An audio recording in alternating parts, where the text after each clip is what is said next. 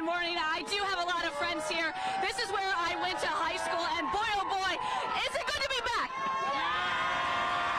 The damage here in Plymouth is just devastating. As you look over my shoulder, you're going to see this home that no longer has a part of its roof. As you move up across from that home, you're going to see all of that debris that was inside of that home now in their lawn. Here I am in the 4000 block of Tiedemann Road, and this is where Pammy May was located. It's choppy out here on the lake, and you can just feel this wind that is whipping at me. Live in Burma! Tercek 19 News, baby! We gotta have a race, though, and I'm getting involved in this one. Thank you. Ooh, a kiss. I appreciate it. You're going to see that I am slipping and sliding.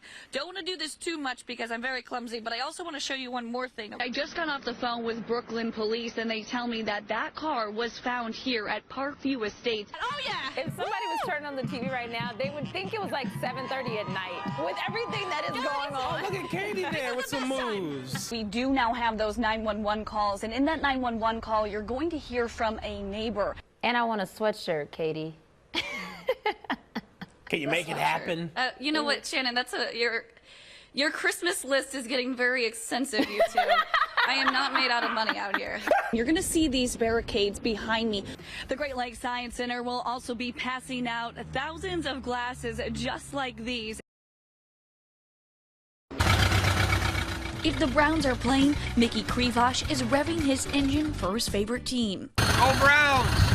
Mickey drives his Model A Ford to his bar and parks it right in front of Around the Corner in Lakewood. This was my first car that I drove to Lakewood High School. It used to be painted green. I decided to paint it, you know, with the brown and orange and stuff for a tribute towards the Cleveland Browns. A 94-year-old family jewel. Belonged to my stepfather. He inherited it from a friend of his and gave it to him. I've had it since I was 15 and a half. You know, we've been here for 49 years, and we've been showing Browns games at Around the Corner, and our whole family is a big Browns fans, and it's fun to, you know, especially when they're winning, get behind them, and when everybody drives past Around the Corner to see this car, they really love it. And so does the family. One day Mickey will pass the classic ride down to his kids and grandkids for another generation to enjoy. But before he does that, he just wants one thing to happen. And the only thing that I hope this car, and I hope at my age, that I get to see a Super Bowl. So does every other Browns fan. In Lakewood, Tercek, 19 News. I want her stuff returned. A plea to do what's right. This sweet little girl's wheelchair was stolen, and her family is begging whoever took it to return it. This could happen to one of their family members, and then how would they feel that you interfering with her life? This is Alea Brown. She's paralyzed. When she was 2 years old, someone shot her in the head outside her grandma's house in Cleveland's Union Miles neighborhood. She had her skull and brains blew out her head. She's on hospice, and she can't sit up, so she takes oxygen, so she has a stroller that is designed specially for her needs. That special wheelchair helps Alea enjoy life outside her home, but now she can't do that. Instead, she has to lay here in bed. She weighed 30 pounds at 9 years old, but you can't carry her everywhere. It's uncomfortable. She do not like to be held.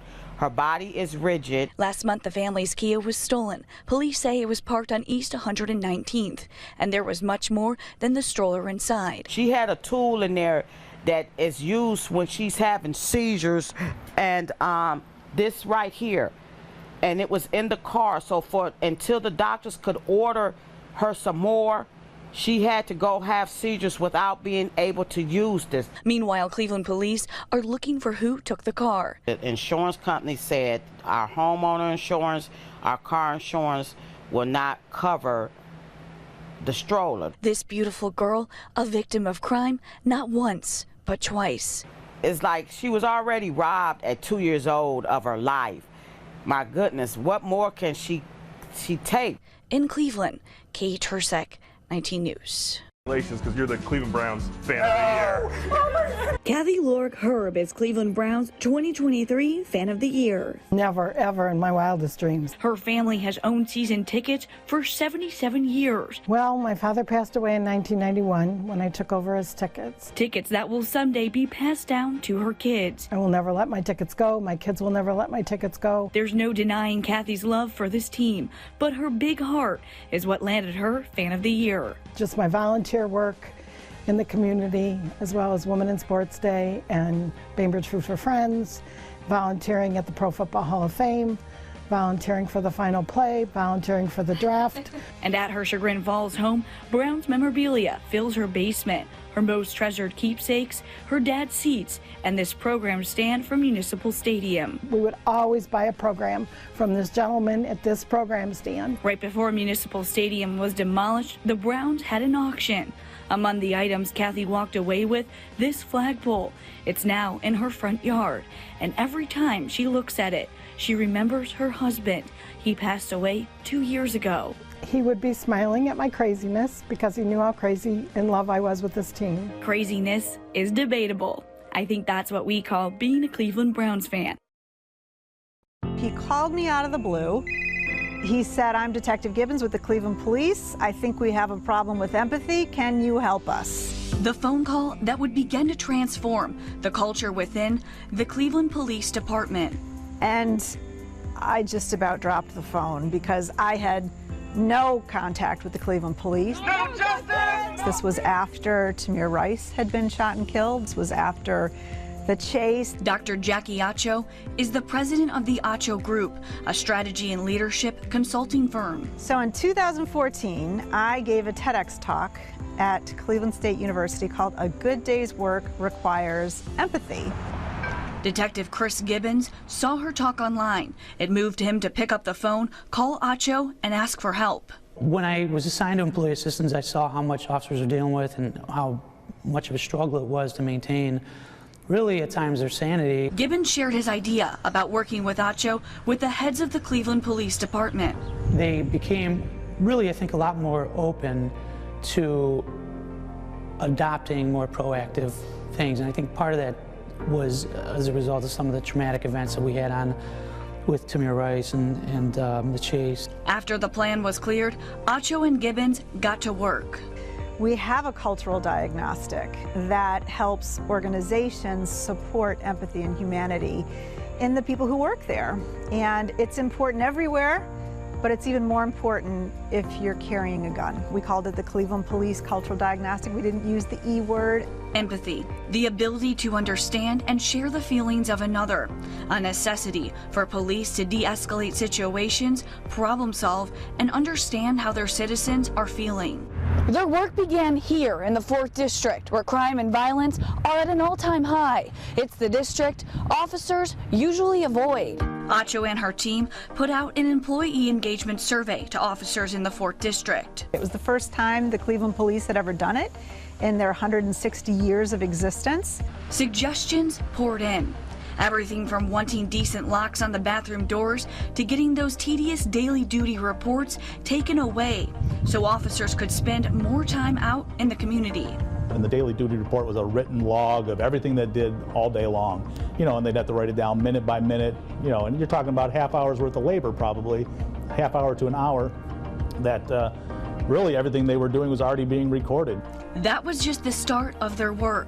They formed a group of police officers, detectives, and sergeants who were known as the Innovation Team. The Innovation Team would break into groups and tackle various issues within the 4th District and in the community. I think we took 13 young men to Detroit, to the African American History Museum. We took them to the Motown Museum. Then we took them out to eat, and a lot of those kids have never even been outside of Cleveland. Detective Michael Williams is involved with the community part.